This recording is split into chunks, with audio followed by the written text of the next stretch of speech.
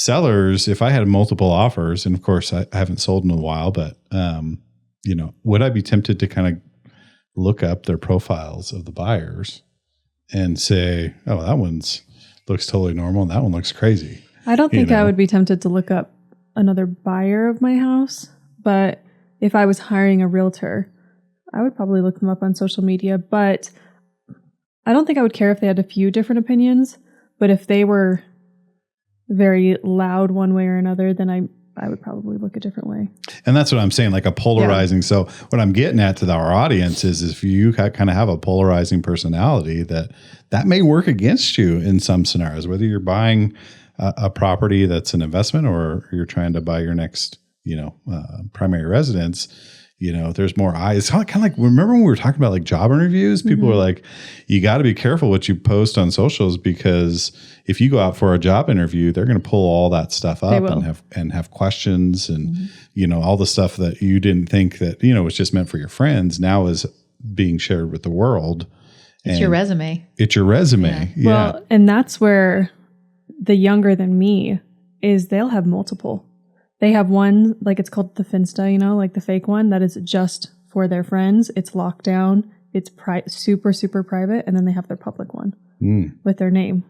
So that's becoming a lot more common. And I didn't know that. They're not even using their real names when they make it. Like it's completely fake. So you can have like a personality online of what you want people to see you. And then you can have your personality. With your friends. And be where you want and be fun or whatever. Yep. Without worrying about it catching up with you later. That's interesting. I didn't know that.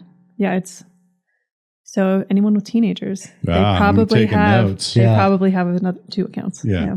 So Paul, your second account, the Princess Night Fairy 76. Whoa.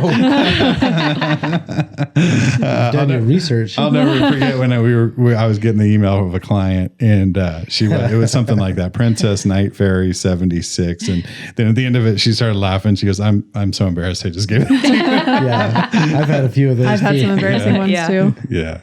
Well, it's interesting because I think we should be thinking about that. I mean, because it could impact now. It has moved into where it could impact you.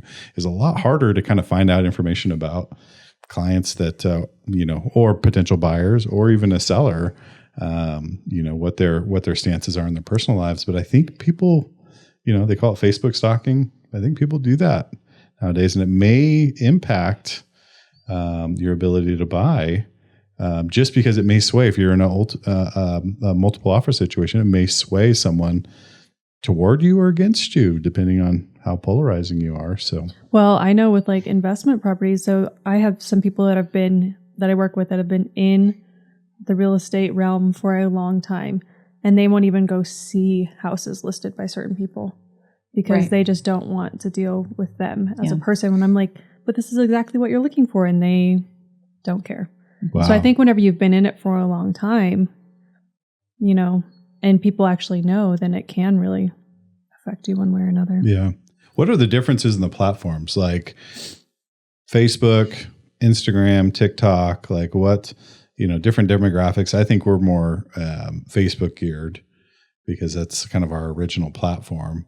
Instagram was mainly mine, but I love TikTok too. Facebook is where I put anything. Instagram is where I put the stuff because I get a book printed from my Instagram automatically every time it fills up. So it's like the family stuff that I want to keep in a book. And then TikTok is like fun. Just willy-nilly. Yeah. And you think they're both, or all three, I shouldn't say, but all three are as impactful in different ways? Yeah, I think so. Because they're all hitting different people. Yeah. And attention spans. Yep. TikTok king over here. I've never posted on TikTok. Probably should, but I've never done it. But I think there's an audience on each one of them. Like I got on the Nextdoor app because our office was getting some bad reviews, so I went to check it out.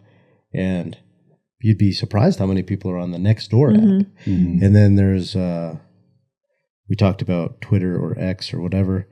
Then LinkedIn.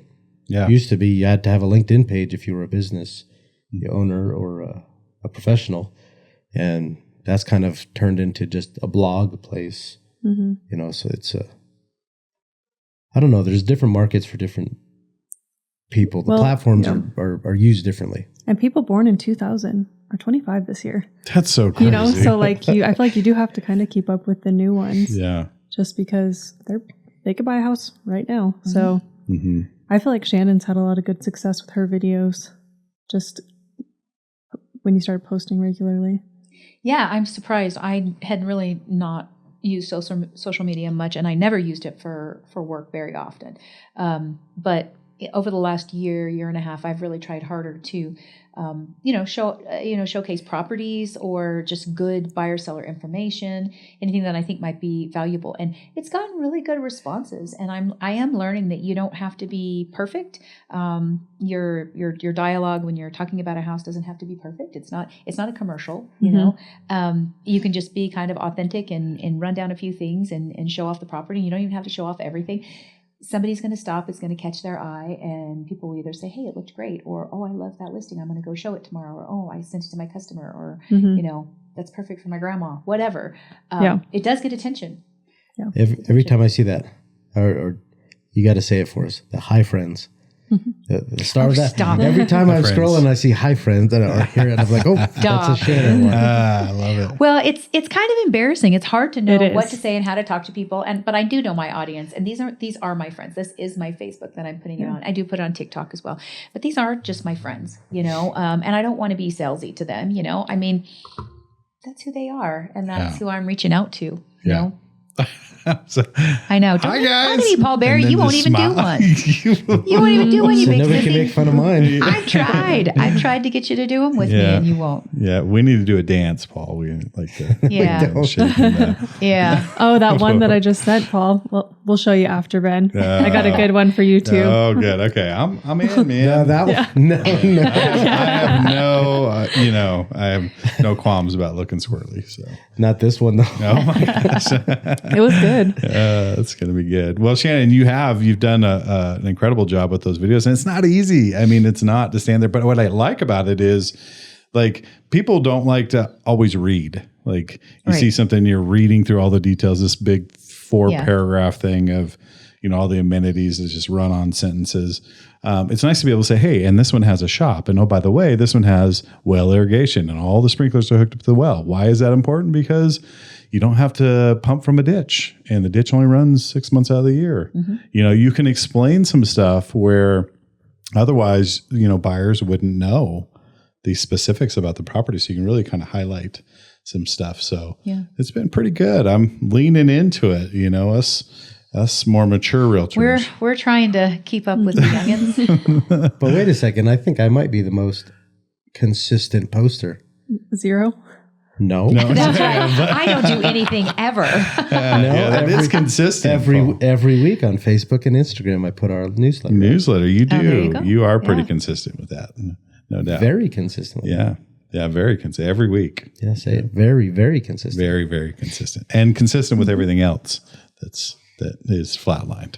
Social media does. It's the first thing that takes a back seat for me whenever I'm busy. Mm-hmm. And it's like, it really shouldn't. That should be the thing I kind of keep consistent, but it does take time. Yeah. To get everything up. Now, do you just edit it right on the app, whatever you're going to do and just throw it out there? Normally, sometimes it's hard, especially coming from like a photography back and like graphic design background, because I do want to make it perfect. And that's why I really like TikTok, because it's made me be like, just do one take and be done with it, versus I used to like redo it and redo it and redo it. And then I want to edit it all like super professionally and nice. And it's actually nice to just kind of let that go and just edit it quick. I do everything on my phone. I do have a bunch of different apps though for editing, just because sometimes I'll want things brighter, whatever, but.